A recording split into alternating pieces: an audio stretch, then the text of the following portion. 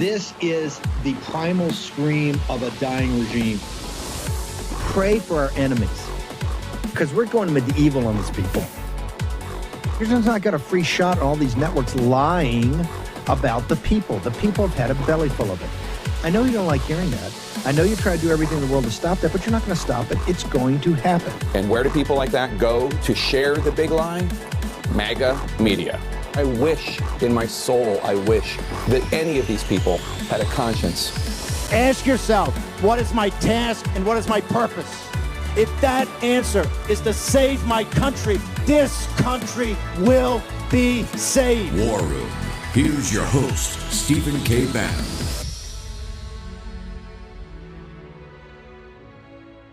A CDC scientist who evaded capture by federal authorities for nearly 15 years is now back here in the U.S. He allegedly stole money meant for autism research. Atlanta News First Political reporter Doug Reardon joined us live from the CDC headquarters tonight. Doug, he vanished after he was indicted. He did, and that was back in 2011, Blair, but it was only just this week that Paul Thorson was brought back to the United States to face justice for what federal investigators say was a $1 million fraud scheme, money that was meant to help children.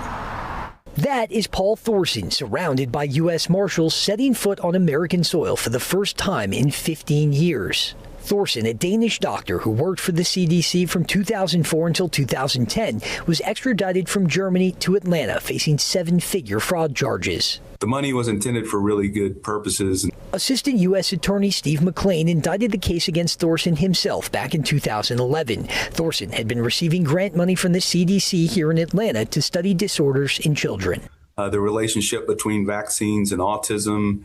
It included cerebral palsy in infants. It included fetal alcohol syndrome. But instead, federal officials allege Thorson used personal credit union accounts bearing the CDC's name to funnel money to his pocket, then submitted fake invoices for the research work. And then he took the money, bought a house in Atlanta, bought an Audi automobile, bought a Honda automobile, a Harley Davidson motorcycle, took out over 60 cashier's checks. According to McClain's grand jury indictment, Thorson, quote, obtained over $1 million from his scheme to defraud. He was even on the Department of Health and Human Services top 10 most wanted list all this time. McClain, surprised but pleased to see Thorson back in the States to face justice. I wasn't sure if this case would ever come to trial, because you never know. Once 15 years goes by, you think maybe that defendant is one that will never come back to the United States and never be extradited.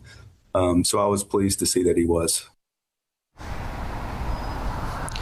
And listen, that was almost the case, too. After this indictment had gone through, Thorson had returned back to Denmark, where he was from, and they were not going to extradite him back. But just last year, almost a year ago to the month, Thorson was vacationing with his wife in Germany when authorities there stopped him, checked his paperwork, and realized that he had an Interpol red notice. They then began the extradition process, which, of course, ended with him returning back to Hartsfield-Jackson yesterday. Outside the CDC. This guy was the go-to guy for all of these. That there's no link between vaccine and autism. He was just feeding them back what they wanted to hear and put the money in his pocket, right? And that's why they didn't go after him at the time, because the CDC Amen. hired him to do fraudulent research. Amen. They just wanted the answer that they thought would increase vaccine uptake. So just like Dr. Fauci, he was working for the big pharmaceutical companies. He was working for people who prioritized profits over the health of our children. And they knew exactly what they were doing. And that's how it's been possible over all these years to get the worst health outcomes of the 30 industrialized countries while spending 3 times the money. So this is blind faith in authority, but the authority is the pharmaceutical companies trying to sell us dangerous products that poison our children. Naomi Wolf, it is Tuesday, 25 August in the year of our Lord 2026. By the way, I want to thank the entire Denver crew, my own production team at the War Room for the tribute to Dolly Parton. Just magnificent, pulling it together in only minutes, so just great. Naomi Wolf, you're the author of The Body of Others. You oversaw and were the author of the Pfizer paper. You put it all on the line during the pandemic, and particularly about vaccines. This is not about $1 million. That is just that's the mechanism they use to get this guy back. Put it in perspective. what this guy did and how many lives he's ruined, ma'am? Well, as you said, Steve, this is very, very big. And I keep thinking about all of those members of the posse and members of the general public who have reasonably shown up in my feed or in my inbox saying, when are we going to see anyone go to jail? When are we going to see anyone in custody? These perpetrators, Dr. Fauci, they're walking around free. They're going to events. They have impunity, it would seem. Well, this is huge. This crosses a Rubicon in a way, because this perpetrator, even though the cause of the extradition was financial fraud, he is now in federal custody, and he is making a plea deal. And through the plea deal, the tactic, I'm sure, of law enforcement is moving from the financial fraud, the $1 million, so like disgusting and corrupt, the house, the 2 cars, the motorcycle, which, by the way, his lover, who was also his boss, was rubber stamping his fake invoices for that. So she needs to be called in. But that is a fishing expedition, essentially, for the much more material, impactful fraud, which may be found. And I'm sure this is the intention of Secretary Kennedy, because he's been caring about thimerosal in vaccines for a long time, and the possible connection of thimerosal, an adjuvant, an ingredient that is added to vaccines, the possible connection between that and autism. And what they're going to look at for sure in the negotiations for the plea deal is the data that this guy, the scientist Paul Thorson, produced. Because as Tony Lyons, my publisher, and you pointed out in that clip, this is like science to order by the pharmaceutical company. And they did it with the Pfizer injection, as you all know, because it was your project that found that. But they've been doing it clearly since at least the 1990s, but certainly the early 2000s, with this scientist Thorson's research, because he produced a series of studies allegedly showing no connection between thimerosal and autism. And that's exactly what the pharmaceutical companies ordered up. And that's what was rolled out in 2011, especially, and cited again and again and again. Every time you hear as a parent, there's no connection between vaccines and autism. And Dr. Brian Hooker, who's a lead scientist at Children's Health Defense, which Secretary Kennedy used to run and founded or co-founded, Brian Hooker has called into question for a long time these studies, and has pointed out that from his point of view, they're based on flawed data, flawed methods, really flawed methods. So if indeed thousands of kids, especially boys, and especially in one study, Black boys, have been exposed to something that causes autism because of this fraudster's fraudulent science paid for by funds that he was, skimming fraudulently, that is going to be massively impactful. And last thing I'll say before I pause, it's already hugely impactful for 5,000 families, because his research was used to dismiss over 5,000 claims filed by the parents of children with autism who were injured by vaccines. So very possibly, whatever happens with the investigation into Thorson's research might reopen those claims. This is okay. I want to get into that in a second, but this is what I want to get into. This is not about $1 million. The $1 million is the methodology that they used to go and get him for this financial fraud. This is so much deeper than this. Take a minute and just explain these 5,000 families, how his phony, non-existent research, the lies, how it was weaponized by Big Pharma and used against these 5,000 families of autistic children. Well, that's a great question. So one of the ways in which his research was weaponized is that there haven't been studies validating or confirming his results, at least according to critics. As one critic, Vibeke Manaki, says an obvious question is whether he also has been cheating with data to achieve the results he sought. That we don't know. A good rule in gold standard science is replication, and it would be wise for so many reasons to replicate his work independently of the institutions that his lover was running or that he's affiliated with. And so another critic says, I think that's going to be the second part of the story. Like, to your point that this is a way to open up these questions. The money is a way to open up the data question. Grunvik says it could be an avalanche of bad news, both for pharma and the CDC. So what happened was that in 2011, Thorson's paper with a collaborator named Madsen, these were used to dismiss these 5,000 claims filed by the parents of autistic vaccine-injured children.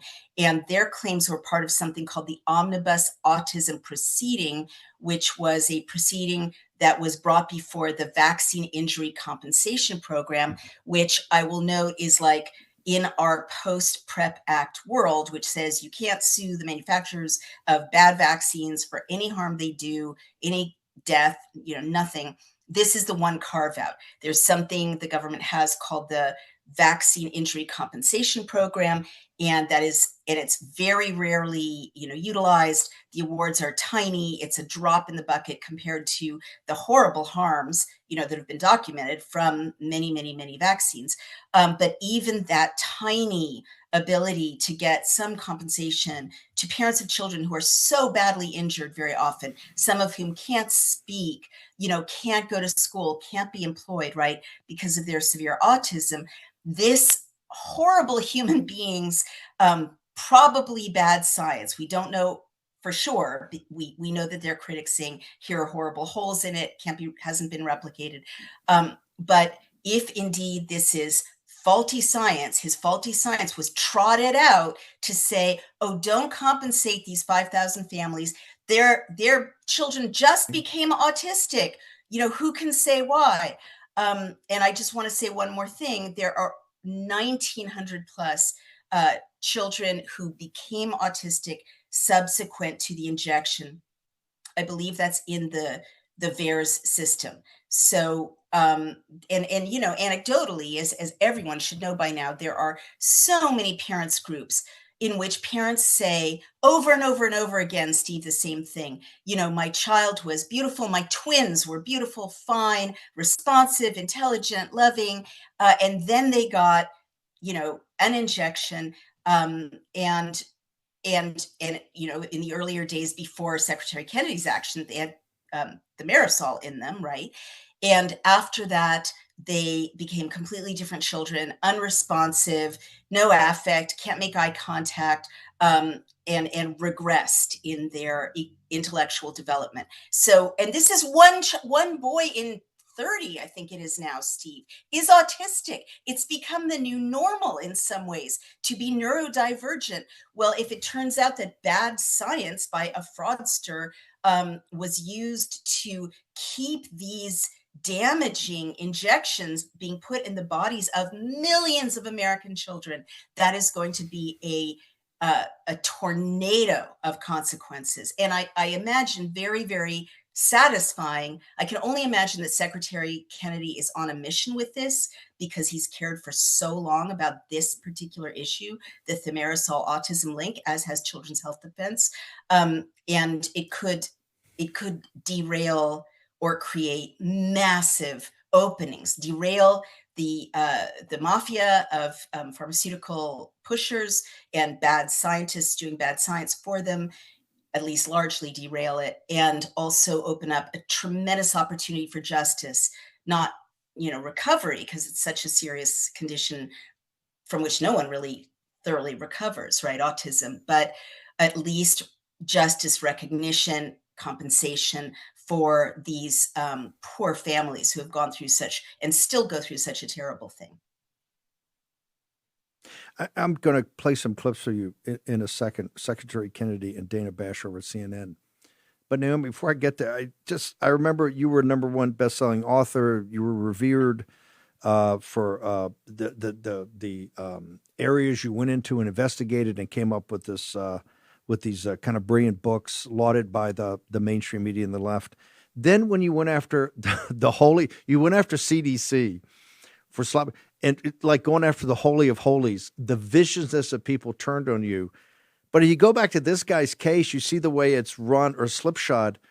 You mentioned, and they mentioned this morning, but this guy, of everything else going on, his supervisor, his boss, who had the number 2 position, I think, in CDC, was also his mistress. Am I correct in understanding that? Yes, his boss was his lover, and she was authorizing his fake invoices. Like, you couldn't.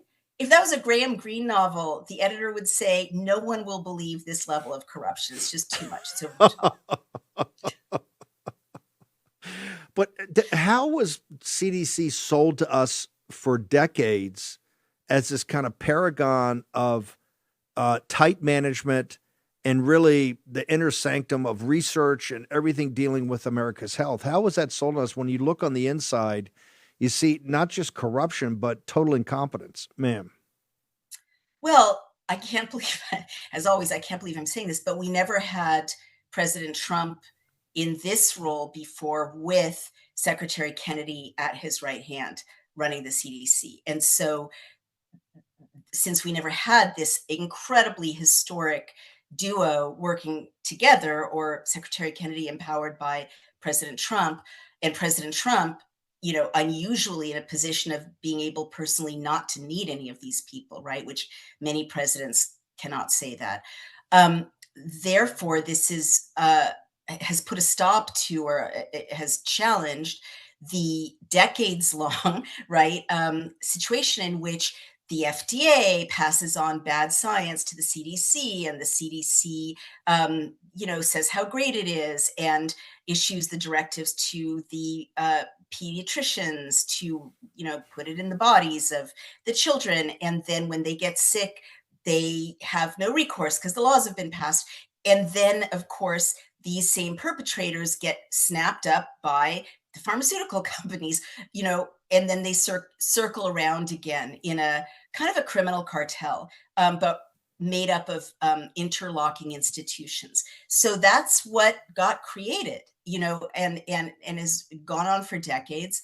And we didn't know. And let me add, we didn't know also because in America and New Zealand, the only 2 countries in the world that allow direct to consumer pharmaceutical advertising, legacy media, all the media that, it was hard for me to find the links from Children's Health Defense about this case, because legacy media is stoically ignoring this gigantic story, this impactful story, a story that many of their readers are going to want to know about, because many of their readers have autistic children, right? And have wondered what caused that, or saw the change in their children. But legacy media is funded by the pharmaceutical companies. So, hugely funded by them. Look at CNN. I think it's like 70% of their ad budget is pharmaceuticals. So all of this creates kind of a tangle of corruption, and we never had the warriors we have now to open it up. Hang on.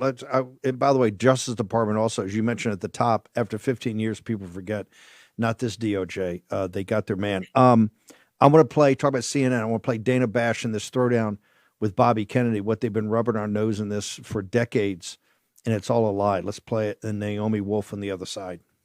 You're talking about therapeutics, fine. It is also factually true that the COVID vaccine worked.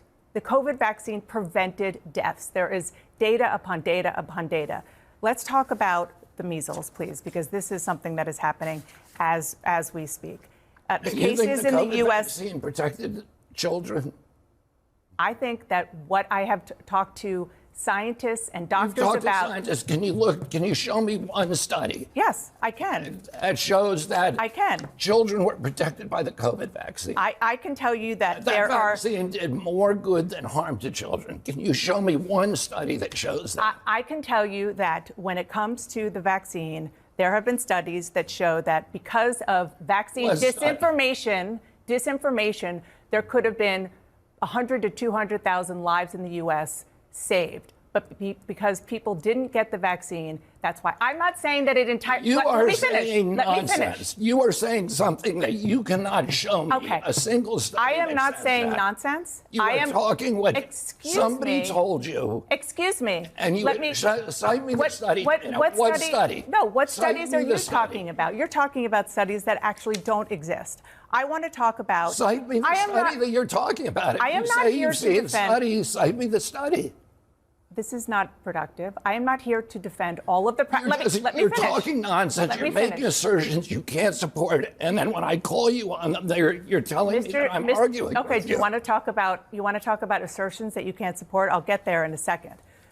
Let me just say, for the record, that I am not saying that the entire way that the COVID reaction was accurate. It was a scary time, and people made mistakes. Absolutely. You were scaring people. Why are you saying that? Because that was the job of CNN. Okay. Was to put the stop. chyrons up about stop. how many people are We dying. were trying to get people we were to listening comply. to the leaders in this country, including the president, who had a daily press conference explaining what was going on and trying to listen. Were you listening? I want to talk to scientists, measles. Actually, were you reading the science measles yourself? Okay, they go on. Wow. And this is where she cites. They keep citing all these studies. And Bobby Kennedy goes, "You can't name one. There are no studies. What we know is now this guy was the author of a ton of phony studies." Naomi Wolf, thoughts? Wow, what a thankless job Secretary Kennedy has. Well, what I was thinking about when I saw her completely lose her composure as a reporter, and be at a loss for words, and certainly be unable to provide the evidence that she made such blithe assertions about, just a few beats prior. What I thought about was their funding, and I also thought about their liability. And the funding is from the pharmaceutical industry, of course. But what Secretary Kennedy was saying in that incredible clip, which I hadn't seen, is, you scared the country to do something that there is no evidence was good for them. It's certainly not for many categories of Americans. Not, we know now that the COVID vaccine didn't save anybody, that more people were injured by the vaccine than saved by it. But the second thing I thought about, it, as I mentioned, is liability for the media. Because if this case proceeds with Thorson, and it will, right? Everything indicates that it will. And in fact, what's implied in the CHD article is that they're leaning on him, as they should, law enforcement, to turn people in, basically, for a plea deal, right? The negotiation is, okay, you can have this one. She, rubber stamped my. Hold it. Slow down. But hang on. We got 2 minutes left here. I'm going to hold you through the break so big.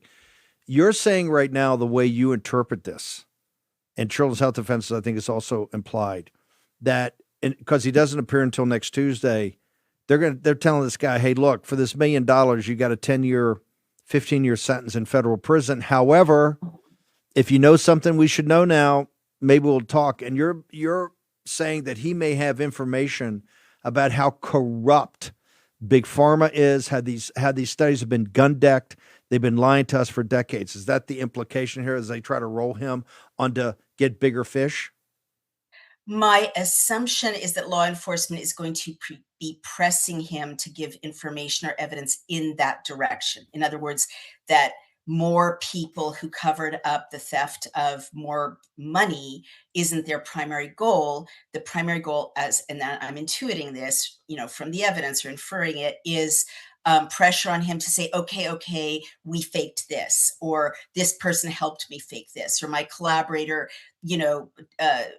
what they do so often, as we've seen, massage the data in the following way. That's what the implication is, show us where you did that, and you can have a lesser sentence, or better conditions for your sentence, or other things that, law enforcement offers when they've got someone that they're putting pressure on. That's my assumption. And it would be wise. It would be huge. Hang on. I'll hold you through the break. I got some more to cover about Quo Vadis, whither thou goest, on this topic. We're going to go out with Dolly Parton and Porter Wagoner, who she started with. We're going to be back in the warm in just a moment. With you.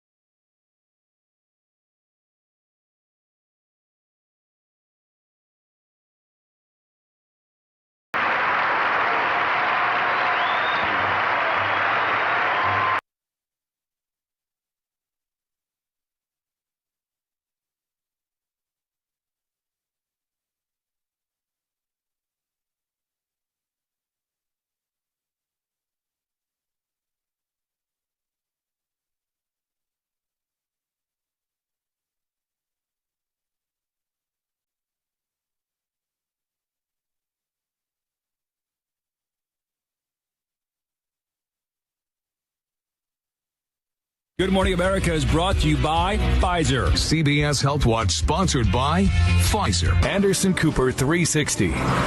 Brought to you by Pfizer. ABC News Nightline. Brought to you by Pfizer. Making a difference. Brought to you by Pfizer. CNN Tonight. Brought to you by Pfizer. Early Start. Brought to you by Pfizer. Friday night on Aaron Burnett Out Front. Brought to you by Pfizer. This Week with George Stephanopoulos is brought to you by Pfizer. This weather report brought to you by Pfizer. Today's countdown to the royal wedding is brought to you by Pfizer. And now a CBS Sports Update brought to you by Pfizer. Meet the Press Data Download brought to you by Pfizer. This portion of CBS This Morning sponsored by Pfizer. On how to find the hidden sugars in the American family diet. Sponsored by Pfizer. Right there, the best and the brightest. Those sponsorships, too, they're just not taking out ads. They're underwriting the whole program. Naomi Wolf, other thoughts and observations about these studies, this data. And then I want to ask you, with 70-some days left, what are we going to do? Because if we lose the House, folks, let me just tell you, on the afternoon of January 3rd or 4th, when Hakeem Jeffries swears in, or a DSA member swears in, or a member that was put there by DSA, the first impeachment they're going to do is not President Trump. It's going to be Bobby Kennedy. Naomi Wolf, the floor is yours, ma'am. Yeah, well, this audience has been on a journey, with us and we with them in understanding exactly how bad science gets done and handed over to the government, funded by the government to serve private industry, notably the pharmaceutical industry. And I just want people to understand that Dr. Hooker of the CDC, of the Children's Health Defense, and researcher Jeffrey Allen Trelka looked at the Madsen-Thorson study that has been used to say poo-poo vaccines and autism. And they concluded that, quote, it may have been skewed by participant selection and changes in diagnostic grouping, and end quote. And that's exactly what we've seen in the Pfizer papers is kind of legerdemain, sleight of hand, where you change the grouping or you choose people who are, more or less inclined to get sick, more or less inclined to die, more or less, healthy when they started out, or you change diagnostic groupings. And so you just call someone who's injured, something else. And we've seen it over and over in the Pfizer papers. So it's definitely worth investigating, with this guy under pressure. Other critiques of the studies are that he bypassed ethical reviews that are required for this category of research as required by federal law. So that's huge. And I just want to remind everyone that Dr. Fauci's wife is the ethicist who oversees his work. So that's a gigantic loophole that covers up a lot of crime or enables a lot of potential crime. And this quote, I think, is important. That, quote, given these irregularities, Thorson should also be under investigation for data fraud, as he clearly withheld data and could have altered data from the Danish official sources, according to Brian Hooker. So I just really wanted everyone to understand it's the same kind of cheating, really, and misrepresentation. We talk about misinformation, intentionally bad, deceptive science, non-science, really, propaganda that looks like science, that masquerades as science, that we saw with the Pfizer papers. Maybe worse. We haven't, no one's dived into it yet, but that's exactly what the law enforcement's pressure is, I think, intended to do. Now, to your next question about the midterms, I mean, Steve, I'm petrified. Yes, of course, if we, and I'm saying we now because I, thoroughly embrace my new tribe of conservatives, if Republicans lose the House, if Republicans lose the midterms, it's going to be a completely changed world. And we're going to look back on this moment as a golden age that ended with a horrific crash and sent us to quarantine camps or, led to the impeachment of Secretary Kennedy and the reinstatement of the pharmaceutical and other industry regime that treated your children's bodies like something to be trafficked, like a commodity, treated your own will as a parent as if it was meaningless, not just in this regard, but in all the other ways. I mean, it's going to be such a dystopia, and we won't even be able to talk to each other to regroup or fight back, because you can bet that censorship will come crashing down again on social media. Maybe not on X, thanks to very courageous Elon Musk, but certainly on all the other platforms that have now said to President Trump, okay, these people can have their voices back. That'll be over. And the new sheriffs in town from the Democratic side, the DSA sheriffs, right, or the Marxists or jihadists, will be rewriting every achievement and turning it into a new way to oppress us, to silence us, and to strip us of our liberties, and our property, and our rights. And this is such a perfect example of what's at stake if we lose the House. I know you're down for this fight, so where do people go? Social media, your site, the news site, Daily Clout, all of it, ma'am. Sure. Please come to dailyclout.io for the news and opinion, and a network of commentators. And over on Substack, my Substack is called Outspoken. And please go to Amazon and buy the Pfizer papers if you haven't already, so you know what all of this battle is really about, and what's at stake. And again, my publisher was on earlier, and if it weren't for Steve Bannon and Skyhorse and X, a handful of warriors for free speech, none of us would have any idea of what was coming at us, let alone how to fight it. So thank you all. Thank you to the posse. Thank you, Steve. And 3,500 War Room Posse members volunteered under Amy Kelly and some great physicians and leaders, and Naomi Wolf overseeing the whole project. The Pfizer papers, shocking, but it's coming true every day as we drill down. Naomi, thank you, ma'am. Thank you. And thank you for bearing with us for the Dolly Parton taking up the first hour. Thank you, ma'am. Appreciate you. You're very welcome. Mark Lucas, the veterans bill, just let's do a level set. Where are we? Is Collins pushing the right bill the White House wants? Is this going to get around the CR, the NDAA? Just people, we have a lot of veterans in this audience. A lot of people know the Veterans Administration needs some massive retorquing. So where are we? Well, we support the Take Care of America's Veterans Act. It's backed by the White House. It will help protect and codify President Trump's largest win for veterans in his first term, the Mission Act, which will give veterans choice in their health care.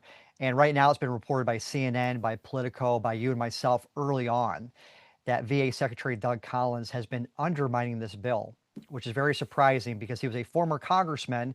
And you would think that President Trump, when he selected him, would expect him to help him push his legislative agenda. But in fact, he's doing quite the opposite. Behind Hold it. I don't understand this. So you got to go slow. You got to go slow for me. I don't understand this. We've got President Trump.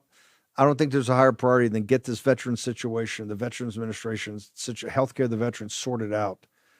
The bill that they want, Collins, the head of the VA, is not working to push this piece of legislation. Is that what you're telling me?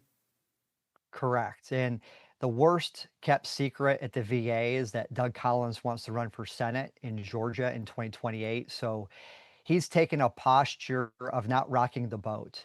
And when you look at any type of reforms at the VA, like the Take Care of America's Veterans Act, which includes the Access Act, it threatens 300,000 labor union members within the VA. And when you're running for office, you don't want to make any enemies. But what he's been doing behind the scenes is basically saying that he's got concerns with this bill. But when he's pressed privately, he will say that his position is the same as the White House. But in that CNN article in Politico, it wasn't Doug Collins saying that he supports this bill. He was using spokespeople to address these concerns. So I'm just asking a very simple question. Can the VA Secretary, Doug Collins, can he come out and publicly state that he supports the Take Care of America's Veterans Act? So, and that would be him coming out publicly and saying he supports the act that the White House has determined is the one that they want to go forward with, correct? Exactly. This is the White House's bill. They issued a statement of administrative policy saying they support this bill and that it accomplishes a lot of the priorities of President Trump. Going back to 2016, President Trump campaigned in my home state of Iowa on reforming the VA. He had a very simple solution. He believed that if you served in uniform, that you should have choice in your health care. And we believe that those men and women who were willing to pick up a weapon and die for this country, that if they want to go outside of the VA, they should be able to go literally sometimes across the street to a private healthcare facility. But right now, in order for us to do that, and in order for us to protect these rights, we have to pass the Access Act, which basically codifies those standards that if you have to wait more than 20 days to go to the VA, that you should be able to go to a private healthcare facility. Or if you have to drive over 30 minutes, that you should be offered that choice. It's very simple. And many of us after Trump's first term were expecting to do much more than just protect the Mission Act. We wanted to go a step further. I believe that a veteran deserves choice on day one. And that if you like your VA facility, fine. Keep your doctor. Unlike Barack Obama, we will not lie about that. We believe that if you want to keep your VA hospital, go ahead and stay there. But if you want to go out in the private community, you should be able to do so. And we've seen that community care is actually not improving that much. We see that there are VA bureaucrats who are trying to keep veterans stuck in a failed system. And that's why we have to codify those access standards, but really go a step further and provide choice from day one. Talk to me about the 300. Is it the 300,000 with President Trump's act, the Take Care of Veterans Act? Do all the 320,000 people that work in the VA, did they automatically go away? I mean, what's the controversy about this? Because there are a lot of dedicated people that work for veterans at the VA. It's the labor union bosses, it's the American Federation of Government Employees who are really advocating hard against this bill, along with the Soros-backed group called Vote Vets. They are trying to torpedo this bill, and they understand that if you give a veteran choice, and if they like the community care provider better than the VA, that threatens their budgets, their facilities, their jobs. And ultimately, these labor unions have been against choice from day one. And they've been also against accountability. We always see these same actors fighting against any type of reform, but when you pull it with the American people, like I did with Mark Mitchell, we found that 90% of the American people, bipartisan support, choice in veteran health care. So it's really a no-brainer. Then when you look at the Veterans Bill of Rights Act that we've introduced, that we support, that's got a 94% support across military voters, both Republican and Democrat. The American people believe that veterans earn choice in their health care. The only people that are blocking it are labor unions and a small group of VSOs that fear choice, that fear veterans having a choice to make in their healthcare decisions. Mark, we want people to immerse themselves. This is going to be a big fight. You realize you got the CR, you got the NDAA, you've got this limited time. You guys are pushing this as a priority, but I want to immerse the audience in information. So where do they go? You can go to veteranaction.org and click on the Take Action button. You can let your lawmakers know that you need to support the Take Care of America's Veterans Act. You can also go to my ex, Mark Lucas USA. I just published a list of 10 Republican lawmakers that they aren't against the bill, but they could use some positive reinforcement. They're hearing it day in and day out from Vote Vets, from the labor unions, of why they should vote against this bill. But let them know that veterans are literally dying every day. If we protect what President Trump passed in his first term, the Mission Act, we will give veterans more choice in their health care. They'll be able to see a provider sooner. And not only is this the right thing to do for veterans, it's politically advantageous. We pulled this again with Mark Mitchell. We found that primary voters or midterm voters are more likely, 75% more likely to vote for a candidate that supports the Access Act. That's a part of this broader package. Fantastic. I want to make sure we push this. If Elizabeth and Mo and Grace can also push out that list, I want to make sure everybody gets all the information. And if you can also maybe repost the CNN and Politico articles too up on your Twitter, Mark, I want to make sure people get to those and immerse themselves in all that. Mark Lucas, this is a fight we got to have. Look forward to having you back on, sir. Thank you so much. Thank you. Very crowded when we get back. Tomorrow morning, we're going to start with Jeff Stein. If everything goes according to plan, Jeff Stein's going to join us. He's formerly of the Washington Post, now of Notice, that the news organization, I think, of the United States is the long form, a news organization. Just one of the smartest guys in finance and capital markets. Also did that great piece about the containment and people in Silicon Valley that were formerly accelerationists now becoming preppers because they're so shocked about what's happening. Jeff Stein today broke the story that the mentor, Stanley Druckenmiller, one of the biggest hedge fund guys and renowned trader on Wall Street, that was the mentor of Scott Besson, wrote an op-ed for the Wall Street Journal in which he went after Scott pretty hard about Scott's using every tool in the toolbox to try to manage interest rates on the long bond. It was interesting that Jeff Stein, when he read it, and he'll be on tomorrow morning to tell you about it, he says, this thing sounds kind of odd. So he called up Wall Street Journal op-ed, couldn't get any response to them, called Stan himself, and said, hey, did you write this or is artificial intelligence? And Stan goes, oh, it's artificial intelligence. This is how I write now. I'm not an English major. I'm a mathematician. Well, that's just not good enough. Although the heart of it was basically, you've got to cut spending. I mean, all the drama that the mainstream media has brought up against Scott, it was really about cutting spending. We're going to get into all that tomorrow. I want to thank Birch Gold. Breaking news today, he may go to the BRICS conference. I think it's the 12th and 13th in India to talk about the end of the dollar empire. The BRICS, China, India, Brazil, are at the lead of trying to destroy the U.S. dollar as the backbone of the world's financial system. You can understand what all that means. It's quite easy. All that means by going to birchgold.com/Bannon. Immerse yourself in it today. 8 free installments, a 9th is coming out.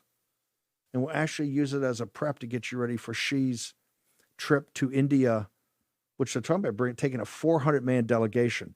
They are obsessed with destroying the U.S. dollar as the backbone of the Bretton Woods world financial system. Now, I will tell you, there are a lot of obligations that come with being the prime reserve currency, but it's also got benefits. One of the benefits is that you can finance $40 trillion in debt and the $2 trillion deficits every year, which you couldn't do if you weren't the prime reserve currency. You would be Argentina. I don't know if people are ready for that or not. Birchgold.com. Take your phone and text Bannon, BANNON 989898. You get the free guide, no obligations for investing in gold and precious metals in the age of Trump. But you get to talk to Philip Patrick, just like if you get End of the Dollar Empire. Okay, we're going to be back at 10 a.m. Eastern Daylight Time tomorrow morning. We're going to leave you with the music of Dolly Parton, the coat of many colors. Dolly Parton takes us out. We'll see you back here at 10 a.m. Eastern Daylight Time tomorrow morning.